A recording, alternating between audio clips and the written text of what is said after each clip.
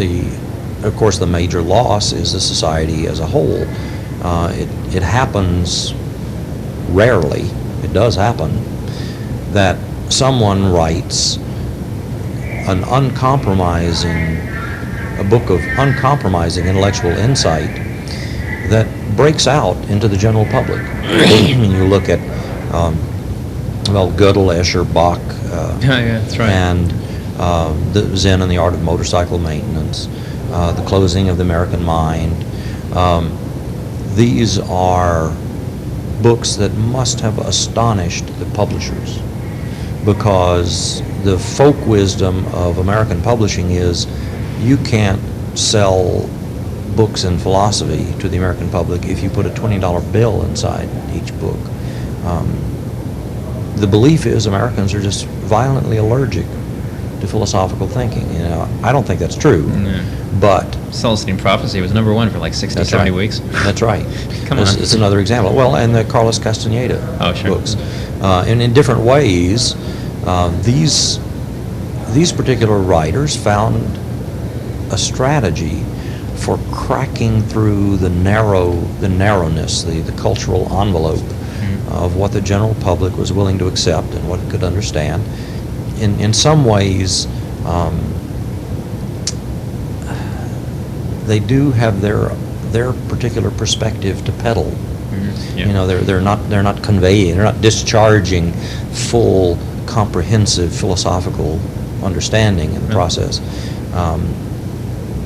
But can you imagine how very different the society would be if we had hundreds of books like that in competition with one another instead of one every decade, in effect? If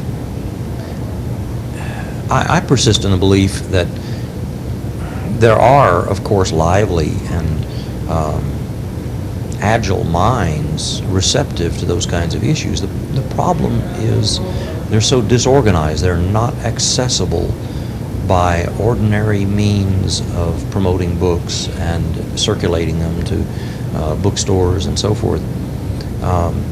We have created we've created a disorganized or disintegrated intelligentsia, if that's an appropriate word, and that's part of the problem. The other part is that we've corrupted the intellectuals into academicism. People who ought to be rising to the challenge of what's really going on in the world, in human life. An occasional writer comes along who tries to address these kinds of issues, but there's no forum, there's no proper place for these people to meet, no single publication that would be a gathering place. I mean, occasionally Harper's or Atlantic or some similar kind of publication will do, approaches to these kinds of issues, but serious. It doesn't have the widespread impact on the culture. That's right. As much as television does, certainly. That's right. The peddling. In fact, nothing really does. The peddling of what I call a narcotic culture. It's a culture that really puts people to sleep. What the mass media, the popular media, do is convince people that the issues, in some sense, there aren't any issues. Everything is a matter of distraction, entertainment. People have got so much time to kill. They shouldn't be thinking about how to train and cultivate their minds to deal with difficult topics and difficult issues. Instead of doing that, we prefer to be distracted and amused. I mean, it's been said that American culture tends to create eternal adolescence. And comic book culture has grown, it has blossomed in the past 30 or 40 years precisely because of that. It's become a way of prolonging a period of sort of uncontrolled appetites, obsessive preoccupation with very remote kinds of possibilities, superpowers, fantasies of all sorts. In the same way that people may commonly use drugs for recreational purposes, we're doing the same thing with our culture. We're using it as a recreational drug. It's a way of taking the edge off of all of the distress and concern, everything that really ought to be orchestrated. If individuals had a strong enough sense of purpose to realize they need to put their faculties in some kind of athletic condition. They need to put the issues of their existence in some kind of orchestrated, focused form. But that energy is really just dissipated by the culture as it actually exists and works on people. Why do you think the people are trying to prolong their adolescence?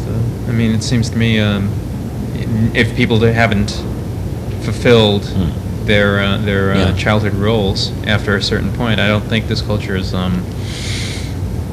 Well, that's kind of a sociological way to put it. I would say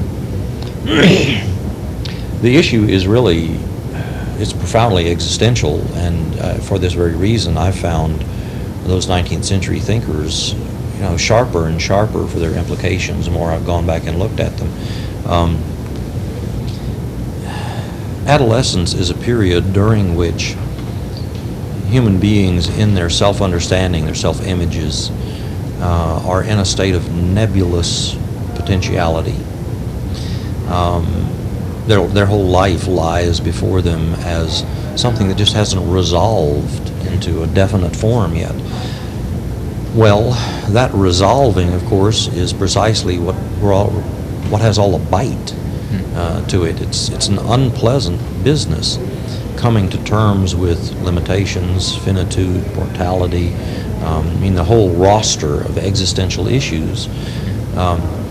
American culture peddles distraction narcotically, precisely because there is a primitive tendency in human nature not to want to come to terms with what is unpleasant.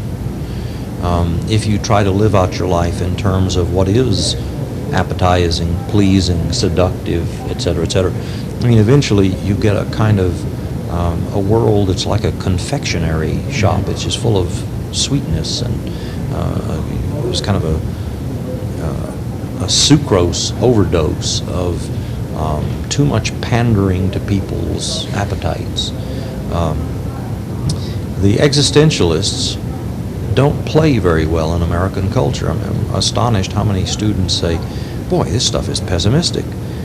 It doesn't occur to them that, our culture is pathologically optimistic, right? We don't know how to accept the normal and natural limitations that make up human life, individual responsibility, etc., etc. To become a matured and well-formed, fully developed human being means mastering, just as a matter of course, a lot of psychologically negative issues. That's just a different way of saying you're to be a human being rather than just a loose and baggy collection of appetites. To be a human being who has self-discipline, control over oneself, philosophical insight, etc., etc. To be a human being, you have to rise above psychological forces and tendencies in yourself, which, if they are not mastered, they will make you into their slave. Americans who think they have achieved a way of existence that is the freest that anybody has ever known are, in objective reality, the slaves of their appetites, their economy, their mass media, their politics. We haven't got the critical intelligence to know how to resist all those seductions. And the people I talk to in advertising and political campaigning, they say that manipulating the American public is like taking candy away from a baby.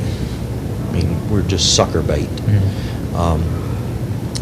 The few people who are capable of thinking in critically controlled terms, they're just not enough to impact a mass-scale campaign of any sort. So what we're talking about is, the prolongation of adolescence is really a way of saying we've learned how to cultivate a technologically artificial universe of delusions. People can be seduced into thinking that human life is all about a lot of things that it really isn't all about. They've learned how to defer coming to terms with the hard issues of life. I guess they're going to get around to it when they get to be 50 or 60 or 70. I don't know what. The existentialists, to me, are realists. They're not pessimists. They understand the vicious potential for delusion that all human beings contain. What makes the difference between the average, the ordinary human being, with that world of public opinion that person is trapped by, and the extraordinary individual who has some degree of self-discipline, self-control, critical insight?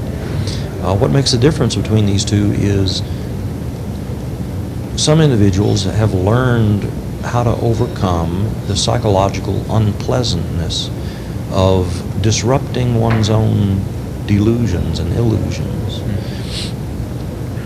If someone's only criterion is they believe what it is they want to believe, then that person's entire belief world is going to become a narcotic. They won't know how to think their way past the things they want to think are true. To see that reality may very well be utterly unlike that. I mean, if you imagine that the vast majority of the American consuming public deludes itself. It thinks it's going to charge something now and pay it off at the end of the month. It thinks, well, I'm going to run up a big tab this year because I'm going to get a better job next year, et cetera, et cetera. I mean, the American economy runs on delusion. It runs on self-deception. It takes hardcore self-criticism, the ability to tell yourself unpleasant truths about yourself, for a person to have any degree of objectivity at all. Our economy has turned into a mass collection of debt slaves, thanks to the credit system.